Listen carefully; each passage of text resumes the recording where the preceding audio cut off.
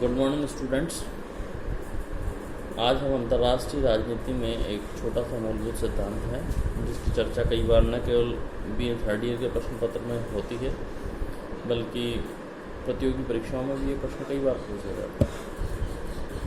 और सामान्यतः आपने अपनी पिछली कक्षाओं में इसकी चर्चा सुनी होगी, पढ़ा होगा इसको। इसे पंचशील के नाम से जाना जाता है। पंचशील, जैसा कि इस शब्द को सुनने से ही समझ में आ रहा होगा कि आचरण के 5 शील या आचरण के 5 नियम। दरअसल ये है क्या? 1954 में भारतीय प्रधानमंत्री जवाहरलाल नेहरू और चीन प्रधानमंत्री चाउ एन लाई के बीच एक समझौता हुआ। उस समझौते के तहत जो 5 मूलभूत नियम तय किए गए वही पंचशील के नाम से जाने जाते हैं। तो पहली बात तो आपको इस शब्द का मूल अर्थ याद रखना है कि आचरण और शील के 5 नियम पंचशील के नाम से जाने जाते हैं।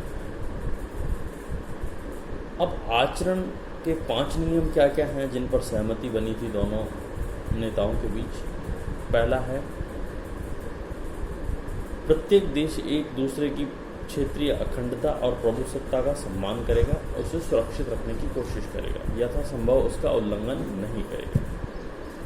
मतलब कि एक दूसरे की प्रभुसत्ता और क्षेत्रीय अखंडता का न केवल सम्मान करेंगे हम, अपितु यथासंभव उसे सुरक्षित रखने के लिए अपने प्रयास भी कर रहे हैं।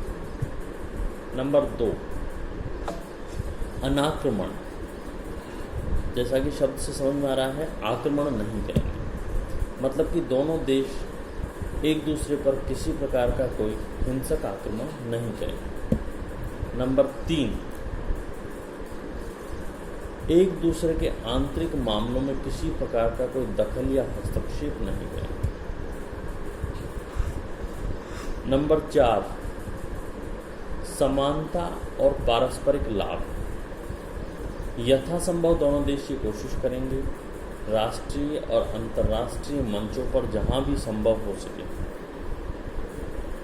एक दूसरे के समान हितों को ध्यान में रखते हुए ऐसे विचार और ऐसी नीतियां बनाने की कोशिश की जाएंगी जो एक दूसरे को समान हित और समान संरक्षण प्रदान करें। उसका फायदा दोनों को समान रूप से मिले। समझ रहे हैं? नंबर 5 और अंतिम बिंदु जो इसका है वो है शांतिपूर्ण सह अस्तित्व की नीति। दोनों नेताओं ने तय किया कि न केवल हम शांति से रहेंगे अपितु दूसरे को भी शांति से रहने का मौका दें।